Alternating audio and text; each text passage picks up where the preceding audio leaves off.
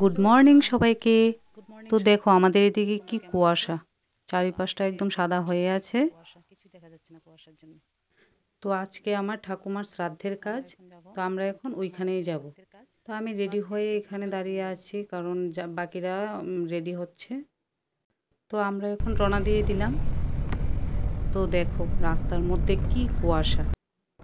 তো এইদিকে পুলিশের গাড়িও যাচ্ছে, কারণ আজকে প্রজাতন্ত্র দিবস। আর এখন সকাল বাজে 7টা। তো আমরা এখন এসে পড়লাম।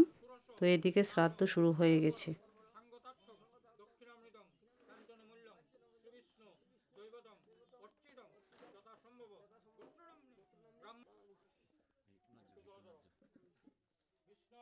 তো আজকে এত ঠান্ডা, সবাই মিলে এক জায়গায় বসে দেখছে, আর এদিকে তারা শ্রাদ্ধের কাজ করছে। আমার বাবু আর কাকা মিলে কান্না করছে। কান্না করলে কি আর কেউ ফিরে আসে? এখন আমার মা আর কাকিমুনি মিলে বসেছে শ্রাদ্ধের কাজ করতে।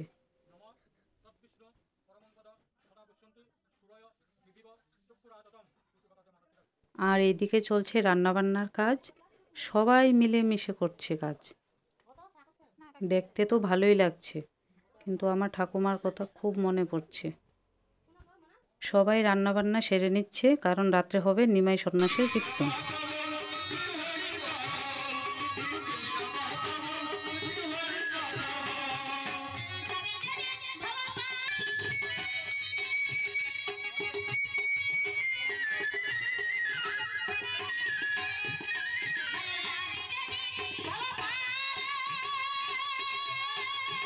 পরের দিন ভোরবেলা সবাই মিলে এখানে কীর্তন করছে। তো এখন চলো পাশের জমিগুলি দেখাই তোমাদের। দেখো কি সুন্দর কফি হয়ে রয়েছে, টমেটো গাছ আছে। তো আমরা বিকেলবেলা যাব একটা পার্কে, বেশি দূরে নয়। তো আমরা এখন চলে এলাম সিটিআই পার্কে, যেখানে পার্কটা দেখতে খুবই সুন্দর। তো এখন কিছু ফটোশ্যুট করে নিই। এইদিকে তারা ঘুরছে। পার্কটার ভিতরটা দেখতে খুবই সুন্দর, বাচ্চাদের জন্য এই পার্কটা একদম উপযুক্ত।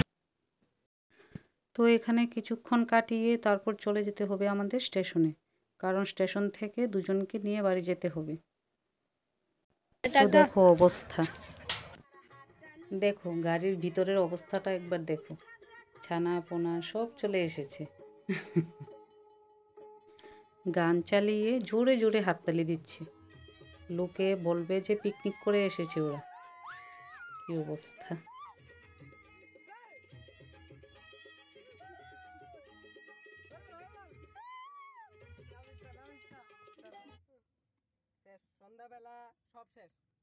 পরের দিন দুপুরে আমার ঠাকুমার ভাই দাদু এসেছে দিদাকে নিয়ে। তো এদিকে সবার খাওয়া দাওয়া শেষ হলো, আর এইদিকে বাচ্চাগুলি কি গল্প করতে করতে খাচ্ছে। পরের দিন সকালবেলা চলে এলাম পুকুরে, কারণ পুকুরে আমার মা স্নান করবে। জল তো একদম ঠান্ডা, বরফের মতো ঠান্ডা। দেখো কি করছে জলের মধ্যে। আজকে আমার ভাইয়ের জন্মদিন, তো রাতে ছোট করে একটা সেলিব্রেশন করে নিব, কারণ সবাই আছে এখানে।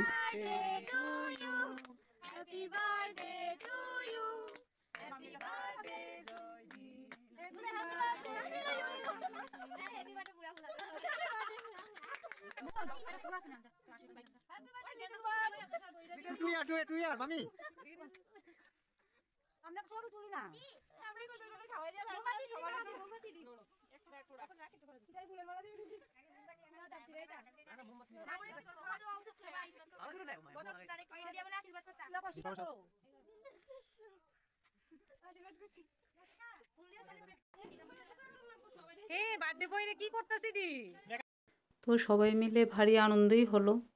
তো এখানে কিছু ছবি তুলে রাখলাম, কারণ পরের দিন সকালে তো সবাই যার যার জায়গায় চলে যাবে।